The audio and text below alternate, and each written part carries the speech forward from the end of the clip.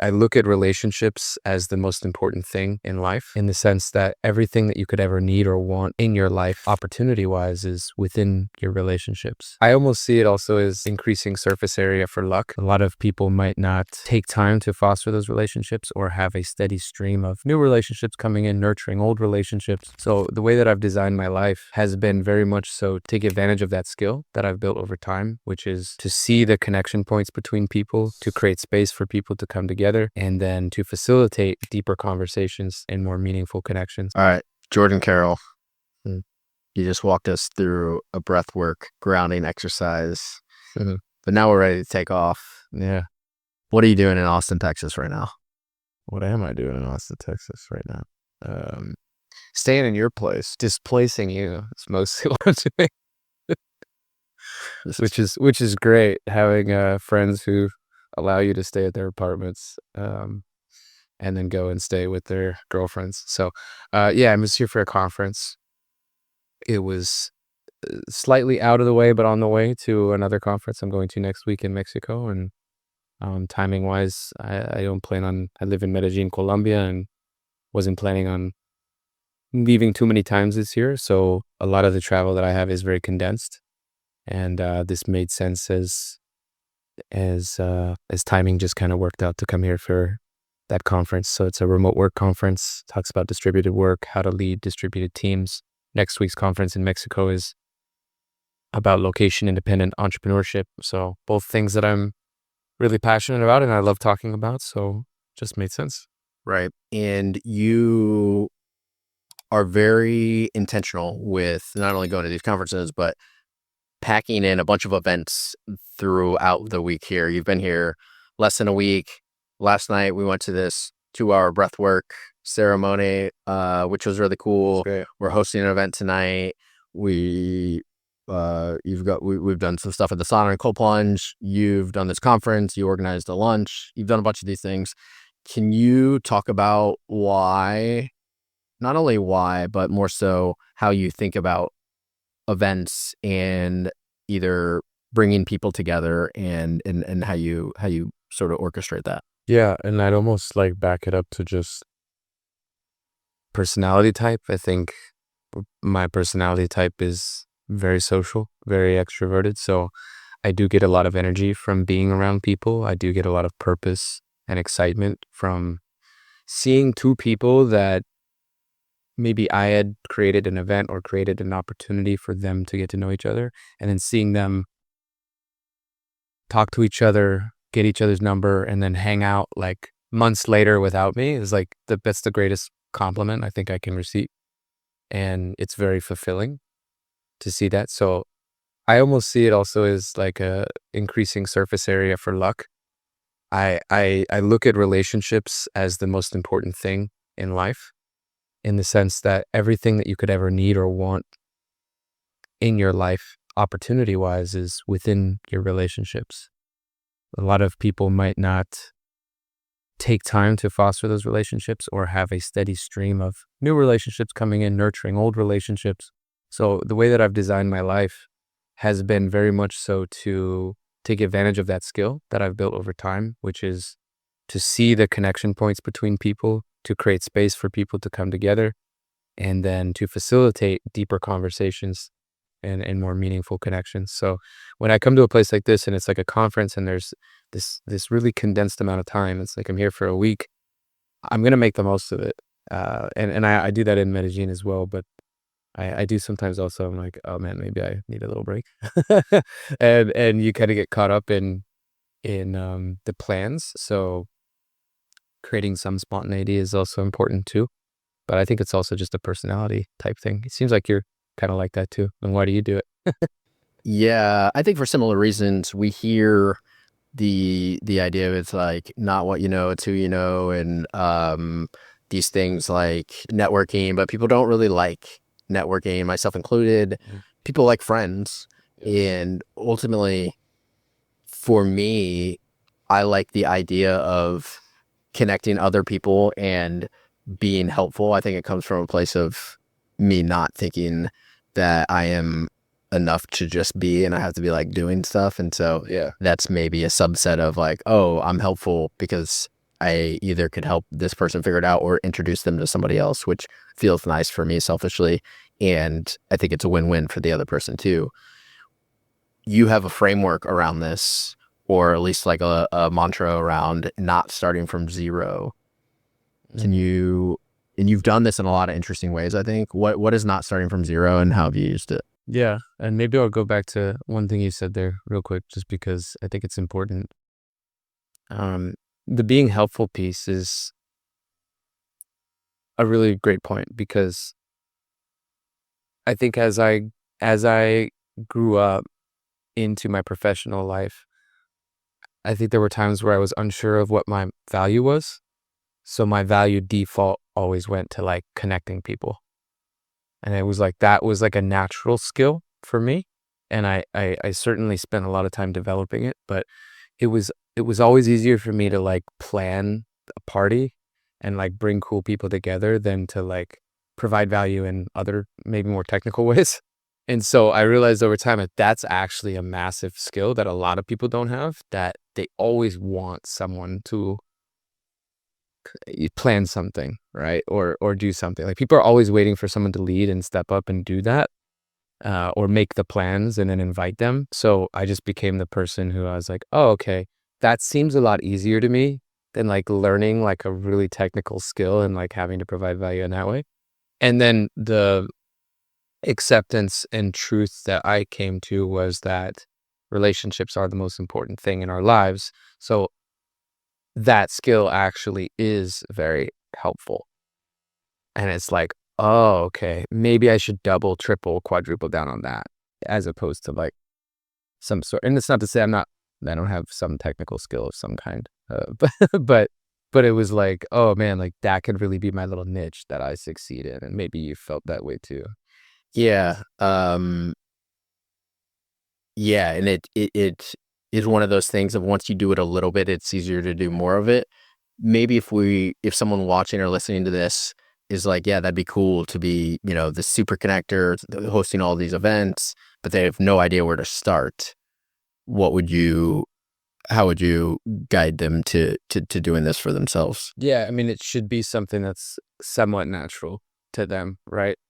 Um, the way that I look at it is like there's ways that you can grow your network and there's ways that you can like nurture your network. And I would just start with who do you already know that you could be nurturing better, because I think most people don't have like a system to nurture their contacts. A couple ways that I do that is, one is I have those quarterly calls, which you've been a part of, where there's just a quarterly invitation out to probably 20 people in my network that I want to stay in touch with at least 4 times a year. It's like if I don't see you, because I live in South America, so it's like if I don't see you at minimum, I want to talk to you at least 4 times a year, and then there's sometimes back and forth in between. But those calls are always on Sunday for me, so I'll have like a couple blocks. Almost pretty much every Sunday, I have like 1 or 2 calls with people from my network, and it's just on a quarterly basis. So that can be really a really effective way to do it. I also think that there's an exercise where you can go back through your messages. So like go scroll to the very bottom of your WhatsApp or your iMessage or whatever and see like what's down there. Like if you scroll all the way down, you might see something for like 2017 or 2018 if you don't archive or delete your messages. And then just go re-engage with people that maybe you lost touch with, that it, for whatever reason life happened and you haven't talked to them. I think that that's a really good exercise. And then if you do have WhatsApp, I really like the business version of WhatsApp because you can actually segment people into tags. And so like I segment people into tags, and that makes it really easy to be able to find like who are the people who I play basketball with, or who are the people I met in Austin, Texas. And I can add tags based on geography, based on interest, based on whatever. And those are like some just really easy ways of like, how do I already use my phone, for instance, and then just add on layers of like categorization or organization that allow me to easily kind of structure in the nurturing. And then the adding to your network is really just it's, for me, it's all community based. Like if someone's new trying to figure this out, like I would find communities that are already within your value system, and I would just start providing value to people in that community. This goes to what you said about never starting from zero. Like the concept for me is is that if you focus not on how, but on who, for any life transition that you ever have, you think like, who do I need to talk to? Who do I need to engage with? Who do I need to find? Rather than like, how do I do this? It becomes so much less overwhelming, and you get the right question reframes like your actions. So for me, that's been the case, is being able to ask who, not how, which is also a great book. Yeah, and we'll go deeper into that in a moment, but you have this really cool hang page Yeah. that I've taken some inspo of and created a version for myself. Can you talk about that? What is that? Yeah. Over time, I had a lot of people come into me that I would meet from new communities, or people know that I live in Medellin, so they have a friend who's coming to Medellin.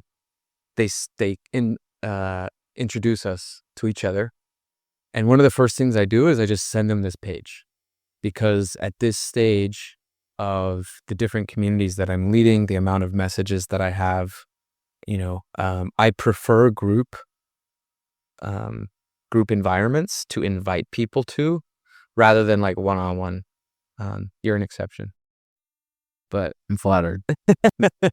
it's just become easier to like, I kind of systemize my networking in a way, or my relationship building, my relationship nurturing in a way where I have weekly things that I do that are just always on the calendar, like a lunch that I do at our co-living, the run club that I do, the men's group that we do, dinner with the guys at the house at our co-living. It's like there's certain things that are like there every single week. There's certain things that are there every single month. We do a volunteering trip to this orphanage. We do the sweat and chill event. We do other stuff, and we can use we could put my page in there so people can see as an example. But if there's like consistent things you do in community environments that allow you to send out, like, just imagine you send out one link and it shows people this smorgasbord of options of like, how is it that, like, what resonates most with you? Because that's really what it became, was I'm getting introduced to somebody, and I'm getting introduced to too many people that if they want to hang out, they can choose between these different options and come to the group thing. And then we can kind of like decide, do we want to have like a more intimate conversation? We want to have this, but it's like also just like a time constraint. It's like, it's easier that I already have these group things. You can come, and then it speaks back to like the connection piece of introducing people to other people. So like they come to that run club, for instance, which is like 200 people, and then I can introduce them to other people there that are now their friends. It's like, I feel like I've done my job of like helping them get connected in Medellin, and that's really fulfilling for me. You do the run club, you do the like sweat and chill, and some of these other ones. You didn't start those though. Yeah. So for somebody listening, they're like, yeah, that'd be cool to have like started, 5 different groups in my city. How do I do that? You have a unique approach. Can you Yeah. share that? Yeah. And that's like the never starting from zero. It's like I found these communities, and they were really awesome communities that brought people together. I was very aligned with the founder's goals, his vision. Talked to him more and more. And just over time, I was like, oh, okay, like, I'll help you pass out the bracelets for the people people who are running. I'll bring the music next time. I'll do this. And then he was like, oh, can you come every time? And the conversation started progressing to the point where it was like, oh, hey, like on the operational back end, like you should consider doing this to like make this easier for you and make this easier for everybody else. And then all of a sudden I'm doing announcements, and all of a sudden like I'm kind of becoming part of the face of it.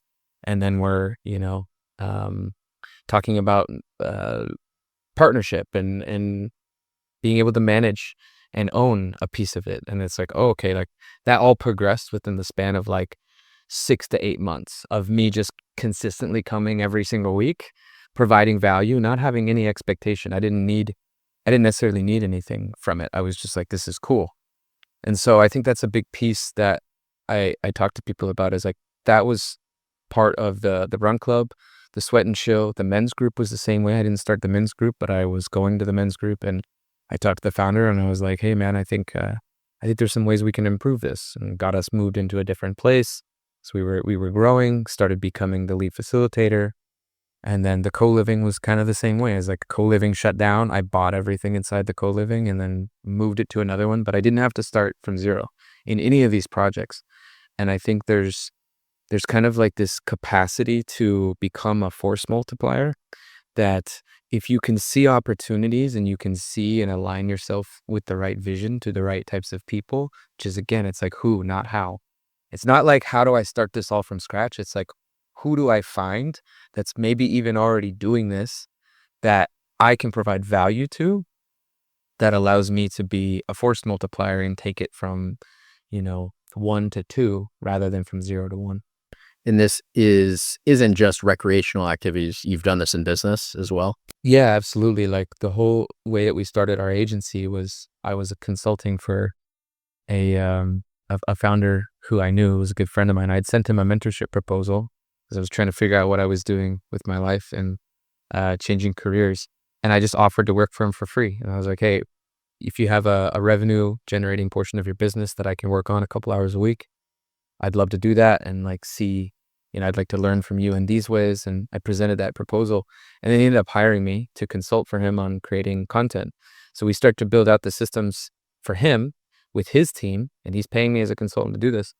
And what we found was, oh, like there's something here that we could basically ship and have as a product or a productized service for other founders.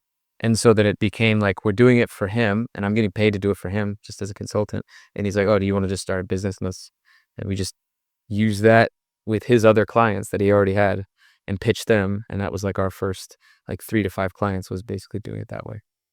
And then now that is your business. He's not. Yeah. And then he ended up leaving the business after about 5-6 months. He has a family and he has another, staffing agency that's a 7-figure business. And he's like, I don't want to build anymore. And I just ended up getting 100% of business out of it. Since then, I've got an advisor who came in and he has a small percentage. And then I have a COO that just came on as of like last week. So, And backtracking to you reaching out to this person to offer to work for him for free or with him just because you vibe with him and wanted to learn more from him. That's sort of a vulnerable thing to do, to reach out. Was it just him you reached out to? How did you think through that? there was 5 different people. So, and this goes along with like who, not how, right? Because I was like, I'm going through a career transition. I don't want to start from 0. I want to figure out like what it is I want to do. And actually, I had it's like all this stuff just like when I reflect on it, I'm like, it all makes sense how it happened. But I know that for some people listening to it, they're like, well, how do I put myself in that position? But it was truly like I had the quarterly calls with a lot of these guys for years. So like for my ability to like approach them, I didn't need to give that much context. I was just like, hey, I've been talking to you for like 5 years.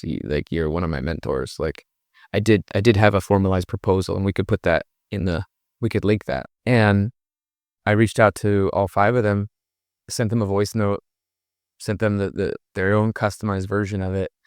And 4 of them ended up hiring me, actually. So I didn't end up becoming a mentee of any, like we didn't do any mentorship stuff. Is like they all just hired me. So that was kind of a funny turn of events that they ended up pretty much all becoming clients of some sort. And so yeah, I had reached out with that proposal, went through the process with each of them differently. And like one of them hired me in the business to do this job. And I kind of did that for a while. I was like, no, I don't think so. Another one ended up becoming a client for our other business. One of them hired me to do some ad creative for them. And I like went and did like a full shoot. And I was like, well, it's kind of like in person and I don't really want to do that. So it's all like data points. And I wrote like a big article about this whole experiment. And it was for me, yeah, there's some humility in going to people and saying, hey, like I feel stuck. I feel stuck in my career. I don't know what to do next.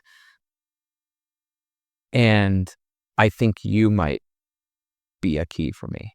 Like you might unlock something for me, just being around you. And so that's where I went in just really curious and like tried to just open the mind, open the vessel and be like, I'll see what comes out of it and just follow like the data, but then also follow my intuition. And going back, even you and I met at an event where this was probably 2019 and I had recently moved to Austin, was taking a little mini sabbatical, and I'm just sort of realizing through your framework of who not how was Yeah. I had resonated with this founder here, Noah Kagan's content, and listened to his podcast, and had exchanged some emails with him. He was putting on this charity event, so I replied to one of his emails saying that like I could help in a few different ways, organizing the sponsorships, and ended up doing that. So Not was that a cold email basically from his? He sent out an email about the charity drive, and you just kind of cold reply, basically pitch. yeah, yeah. And Tell us about that, because I think that's super interesting, because I don't think I ever heard that story. yeah, I think in general, when people are doing things that I resonate with, I like to tell them that in different ways. So if I read a book and the author is on Twitter, I might reach out and DM them, or if it's just like read something that they put out. And so I don't know how much of that. I'm sure I did that maybe with Noah, and we had maybe exchanged little things. Um, and again, in that moment of all the best things in my life have came from when I didn't think about the how, and I just like did it in the moment. Yeah. And this was one of those things. I didn't think about, oh, do I want to put on like help with this? I just read the email. I had just moved to Austin. I wanted to connect with local business owners. I thought getting the sponsorships would be cool. I was going to a bunch of other events, and that sounded cool. I liked giving back. That was aligned. I liked Noah. That was aligned. And so it was just like, yeah, if you need help, I'll do it. And basically did it, and like put in a lot of work. Like it was a lot of work organizing all these things, and I would give him updates. And at the end of it, he was like, this was awesome. You should come work for our company. And that's like such a good example of one, who not how, right? Like you want to align yourself to this person. You're just gonna like go for it. And then you don't need to know the how at the moment of that. It's like it'll start to appear. But then also just like the lengths at which you provide value gives someone a preview of what it's like to work with you. And that preview is like the real deal. It's like that's what they're going to use as the data point. So if you want to skip the line for any opportunity, it's like let go of the attachment of needing anything from it and just show them who you are. Right. And it wasn't even like, oh, then I just start working with him. Like I said like, yeah, cool. Like, yeah, maybe someday we'd do something. And then he followed up 3 more times. He was like, that probably made it even yeah, more. and I had just started the marketing agency at the time, so I was focusing on that. And he was like, hey, I'm not even hiring for this role. I'm just trying to think of ways that you and I can maybe work together. Like, what if it was on my personal content? He wasn't running AppSumo at the time, and it was pitched as sort of this like content stuff and a liaison into the AppSumo stuff. I thought that software was cool. I was a customer of AppSumo, had an agency, would get their emails, and I was like, oh, that actually sounds really cool. So I just did it part-time at first, and then that led to, he's like, oh, let's go full-time. And you became a who for him too. Yeah. Like that's what comes out of this process is like you give yourself a chance to like prove yourself to people by putting yourself in the right room, in the right position, creative angles, and then you become a who for them, because you show it what it's like to be around you, to experience your work. So I think that's like such a good way to do it. Yeah, and there have been times that event, I sometimes think back to that event of not only did that shape, like I met you at that event. Yeah, I probably the best thing that I yeah, and now you're at my apartment so I can't even live in my own apartment. And I met started to have a relationship with Noah, and then I would later work for him, and then AppSumo, and all sorts of other connections through that. And what my takeaway is for these moments, and sometimes they are a fleeting moment of like, oh, this would be cool. I'm busy. I got these emails and Slack messages, to give those just a little bit of water if they're a small seed, to see like, oh, actually this just feels cool, whether it's an event, whether it's hitting up somebody on a text message. Yeah. I feel like whenever I've done that, and it's not like it kind of be like you said earlier, detached from any outcome. I wasn't like, oh, I'm gonna do this charity event, so then I'm gonna like go work for Mo or AppSumo. I was just like, oh, this just seems cool. And but that's a skill too. This is where I come up with like, this is where it's kind of like some people may not see those opportunities, and they haven't developed maybe I don't know, it's just like the observational awareness of like, oh, that's something like that I can send a message for. Because the same thing happened to me with Noah in the sense that he had posted about the small business contest. That was that April small business contest month, whatever. And he's like, I'll fly 5 people out to Austin, whoever has like the best response. And I was like reading that, I was like, all I gotta do is just comment and have the best comment. It's like, can I have one of the top 5 comments? Yeah.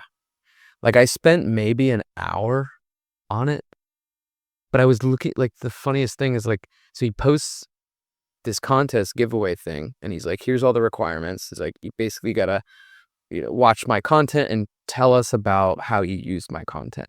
And so I went and searched into his content and I looked at like 5 different videos, pulled out specific parts of each video.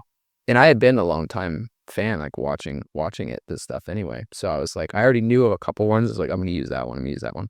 And then just wrote out how I've used it in my business. And it was like adjacent, or like some of it wasn't full on, but I wrote where most people wrote like maybe 50 to 100 words. I wrote like a 700 word, like legit, probably it's between 700 and 1200 words of like legit article about how I used it. Just a little more effort because you saw it. It was like an hour more time than most people. And then he flew me out to Austin for that. And the funny thing is they actually were originally booking my flight for the week after the charity event. And I reached out to them. I was like, hey, I want to come a week early and I want to help with the charity event. Same thing as you. It's just like, oh, like this is a who for me. This is gonna be really beneficial. So I'm gonna go early, and that's where I met the DC guys too, and ended up getting involved with this conference I'm going to next week. So you just never know what all this is gonna lead to, and if you just follow, and that's the thing, is like that's the tough part, is that is a skill in itself of being able to identify something, but then also being able to know what's the next action. Sometimes the next action is just an appreciation email. Just like, hey, so maybe that's the takeaway, is like, if there's people out there that create things that you really appreciate, like be very open about that appreciation and sharing that, and then looking for those small ways to add value. Could be a review. It could be, sharing whatever it is that they do and reposting it, whatever. It's like those little things, but those add up on the scoreboard, and people notice that. Yeah, and now having, I guess, worked with, I don't know, either authors or people who are creating things, they're very reachable in the sense of like, there's a difference between an email reply. If someone sends out a newsletter, someone's like, oh, this really resonated, cool, thanks. Like, that's better than nothing. But like, oh, the step below that, or like the next step of that would be like, oh, that really resonated. By the way, this specific piece actually really reminded me of this other concept. And so like, you're giving them this gift of this connection that, or insight that was real for you. And then you give that to them, and then that might spark something for their head. And I've seen that happen multiple times, where it's just like, oh yeah, this person just really gives good insights. And then they end up hiring them as a researcher, or working with them later on. That's kind of this concept of like giving people a preview. Like how is it that you can give people a preview of what it's like to be around you, what it's like to interact with you, what it's like, and not in a way that's facetious or like inauthentic. It's like almost the problem with like virtual communication now is that it's become so short and like so abstract that people don't actually get an understanding of who you are as a real person, like if they were to actually be with you. So it's like, how do you increase the bandwidth of that and give them like a real preview? And it kind of goes along with some of the commenting strategy that we were talking about earlier, where it's like a lot of people want to create content, but they don't know where to start. And it's like, well, start with people that you like their content, who are producing things that you really love, and just add context and perspective from yourself while like giving them props. I always tell them like, and end with like an open-ended question, like especially in like public forums like LinkedIn or something. It's like, if you want to create on LinkedIn, start to get really good at commenting and almost think of your your comments as original pieces of content themselves. Because if they get liked enough, they end up showing at the top. They end up getting their own impression list. Like you can get more impressions on comments now based on where the LinkedIn algorithm is going. You can get more impressions on comments than like if you were to just create original content and it's like your first time doing that. So go hard on those, and then you could even repurpose those as standalone pieces of content too. So one way of thinking of all this stuff is follow your intuition and send that email, send that DM. Oh, a next way to look at this is to increase your surface area of luck or serendipity by creating online. And for somebody watching or listening to this who's like, yeah, that sounds good, I don't know what to write about, you're saying start simple. Don't start from zero. Start simple just by commenting on other people. It's a don't start from zero. It's like someone else has already written something that resonates with you. So go find that. I recommend useaware.co, which is a really great tool. And what you can do with that is you can do an influencer discovery. And so you can find people that have a certain headline or they have a certain things that they talk about in their posts, and it will show you those people. And then you can create a custom feed where you only see their content. That's a little bit, technical, of course, but just going out there and finding content that resonates with you. And it can even be on the passion side. It doesn't have to necessarily be on like work side. Cause I know some people are like, I know a guy who works in like senior living and he's like, I don't want to go to a bunch of like senior living, community company pages and like comment on their bingo night. I'm like, I get it, dude. So like, you also really like real estate. Why don't you comment on real estate stuff that you really enjoy? So like find the pieces that you're actually passionate about, or it would be like really natural for you to feel excited about commenting on and engaging in conversation. And what we do in our agency is like we use those as signals, like not necessarily buying signals, because not people on LinkedIn aren't looking to buy necessarily. They're looking to have conversations and connect.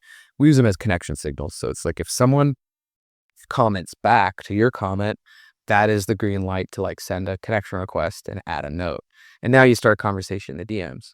So that's kind of one piece of our workflow is like you can use comments in general as the starting point for sourcing content, meaning like someone else wrote it. I'm going to use that as an idea to source what my comment is, which is its own piece of content. Then I'm going to post about it on my own LinkedIn as a piece of content. And then I'm going to connection request that person. And it's like it's a great workflow because it includes every piece that's important. It also solves the blank page problem where what do I write about? Well, you're already probably consuming on LinkedIn anyway. Oh, this is really interesting.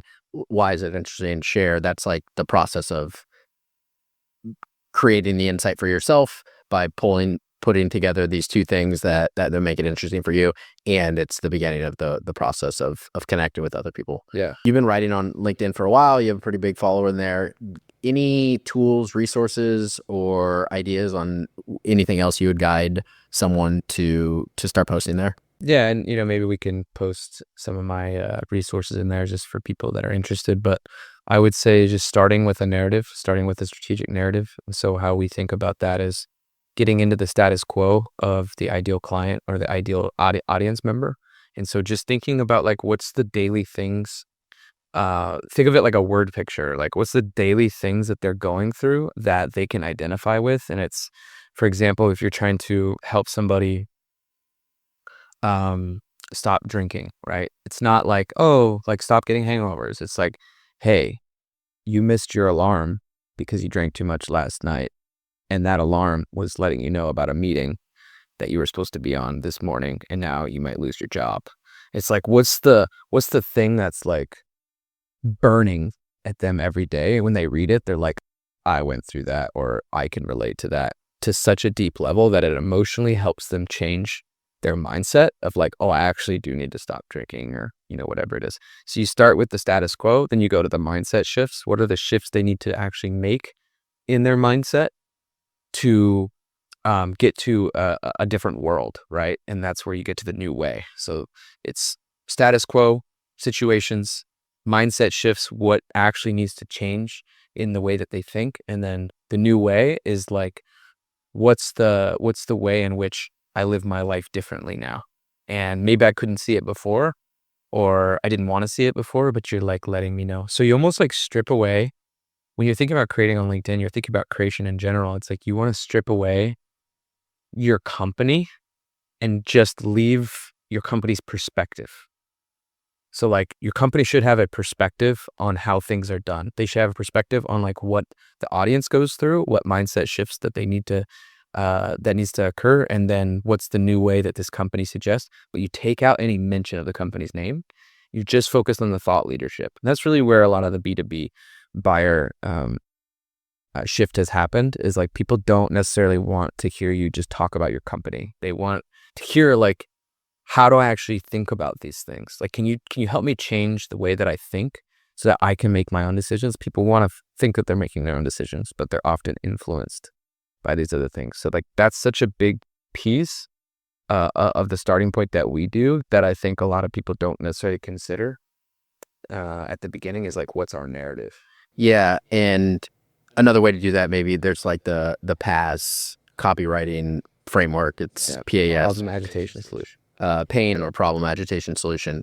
And so if you're just thinking you want to share something, you could just throw it into ChatGPT of, hey, I have this story, use either ADA or PAS to help me figure out what is the pain, because the pain is the thing that's going to resonate with them. Agitation is kind of twisting that knife a little bit. And then by the time they get to the solution, they're like, oh yeah, that's the thing I want, versus a lot of people might start with the solution of, hey, this is the best run club or the best whatever, and then try to do it. But if you flip the order of pain might be, that somebody who really wants to be healthy or whatever. Agitation might be like, imagine you're not being able to pick up your grandkid because you're not healthy, or you're not being able to play with your kids. That's like kind of twisting the knife. Solution is like run 1 mile a day or whatever. And any other, you like frameworks a lot. Yeah, frameworks that come to mind. So we'll use that narrative in a GPT as a knowledge base too, and then we'll have different GPTs that'll be like, because obviously using AI in this part of the process is really important. I wouldn't have AI just create the whole post, but what I do like to do is have AI help me understand the angle. So there's a GPT we have where it's just trained to give like 7 different perspectives based on tonality, where it's like, I'm going to give you a transcript and you're going to give me 7 different ways I could format what the main idea of the post is. And I think where writing can get really difficult, especially on LinkedIn, is keeping things to one idea. So if you're posting about something, it should like really be about just one idea, which I struggle with myself anyway. But I'll put a transcript or like some ideas in this GPT, and I'll be like, here's a motivational tone of what this could be about, this angle. Here's a controversial, here's a inspirational, whatever. It'll like give me 7 different ones, and I'm like, okay. So every time that I go into a post, it's kind of thinking about the hook too, but it's almost like, what's the thesis? What do I want the audience to get out of this? And being super clear on that before you even like go any further can be really important. And again, if you're doing this for commenting, you could like take the whole post that someone's posted, put this in a GPT for commenting, and then figure out what your angle is for your comment. And like, so those are the frameworks I like to use, is like get clear on like what the one idea is first. And it's really common for people who haven't started writing to say, I have nothing to write about. And who those same people, or for anybody who starts writing, it's like, I have a million things here. So what you're talking about is like, get back to what is this core idea. One of the most helpful things that I've learned on this, a friend of mine, I just wrote this long essay and I got some feedback in a Google Doc, and a friend of mine reminded me of David Perell's shiny dime concept. And essentially it's, whether it's a short form post or a long form essay, you should be able to have one key concept, like what you're talking about. He calls it a shiny dime, that you could kind of look up and like pick it up and be like, oh, this is the key concept that the rest of the piece informs. So what is that shiny dime, especially as you're getting more and more ideas, like, oh, it's kind of like this, kind of like that. Yeah, but what's the shiny dime? And do these other ideas support that? Great. If not, then just cut it. We also think of it as like the most non-obvious insight. So like when we think about what gets people interested in reading something, and this is usually going to be the hook, or it's usually going to be one of the first few lines, is like, what's the most non-obvious thing that you can say? in this? Non-obvious. And because if I read something and I'm like, the first couple lines are obvious, I'm not going to read any more of it. Right. So it's like, where can the thought leadership extend into this area where either I'm contradicting, but not just to contradict, but like I truly have a perspective that there's something that's misunderstood, and I'm able to put that at the forefront, and that becomes like one of the main ideas or central pieces, the shiny dime, whatever, is like what's not obvious about what it is that I'm saying. And if everything you're saying is obvious, then it's like, okay, I need to rework this. Can you refigure this out? That's maybe a skill to be able to see these insights, whether it's anywhere, day to day, or you read it or watch a video and be like, oh, there's something there. You may even think what you're saying is not obvious, but like to your audience, it's super obvious. Right. And that's where writing for other people is really hard. So what we've had to do in our agency is we do a lot of ghostwriting, is like really get into the mind of not only the person, but like what does their audience think is obvious, because we write some technical content for like really niche industries, like a fire protection, like commercial fire protection. It's like, I don't fucking know. I don't know anything about that. But through the process, like we had to learn. We were like, man, we got to really learn. Like I could tell you about like commercial fire building deficiencies at like a reasonable level of detail now. Where I'm like, oh, I probably would have never known that, right? What are some non-obvious things that you believe to be true? In general? Yeah.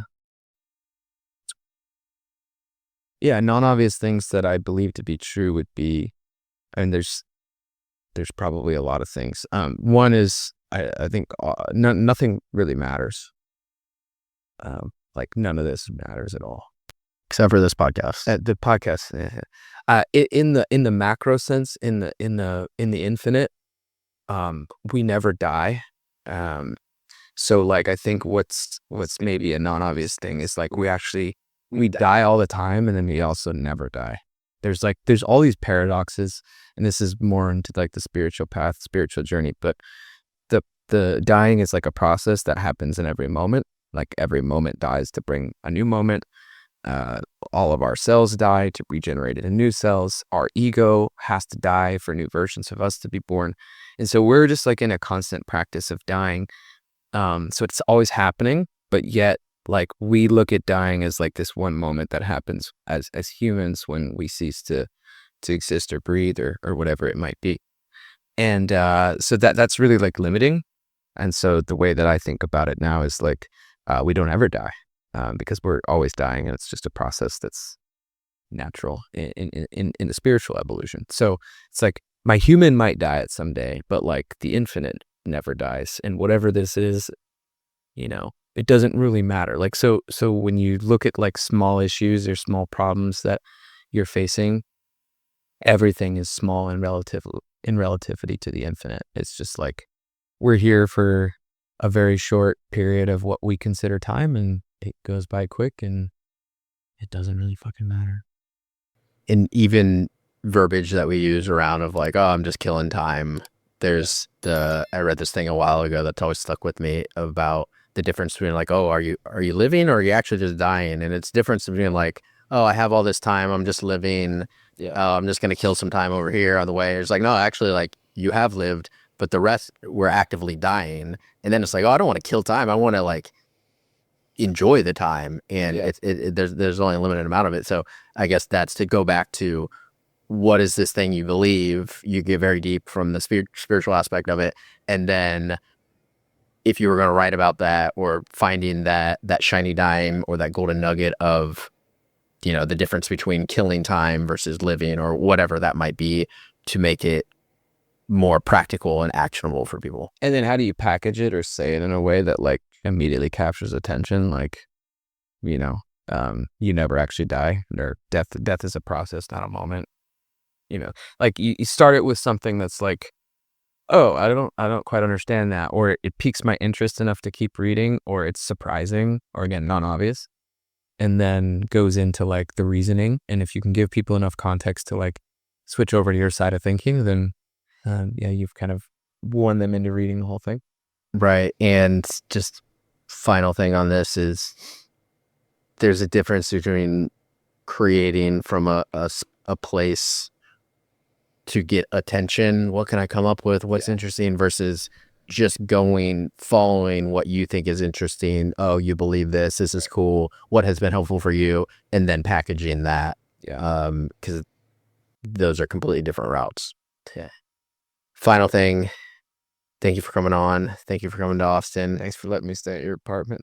Or is there any final message or challenge or takeaway or gift you want to give to somebody watching this right now? Yeah, I mean, it depends on where someone's at in their life, obviously, of all these things. But I would just say, like, the most immediate thing you can do is just start appreciating the people that are already in your life.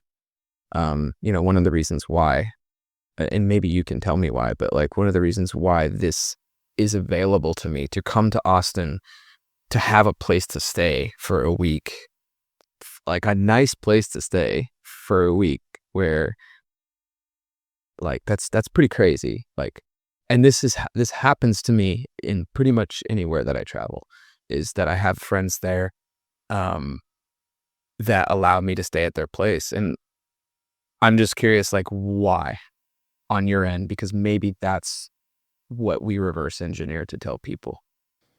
Yeah, well, a few things. One, I was excited you're coming here. You've introduced me to a lot of people, environments, things in my life. We lived together a little bit in some places in South America and Mexico. So it's similar to picking somebody up or dropping them off at the airport. It just feels like a really nice gesture, and like it's a lot of upside, very much appreciated on their end, and very little input on my side. I mean, it'd be different if I was like staying at a hotel or something. How many But then elements that I've drank? yeah, Input gets a little bit higher.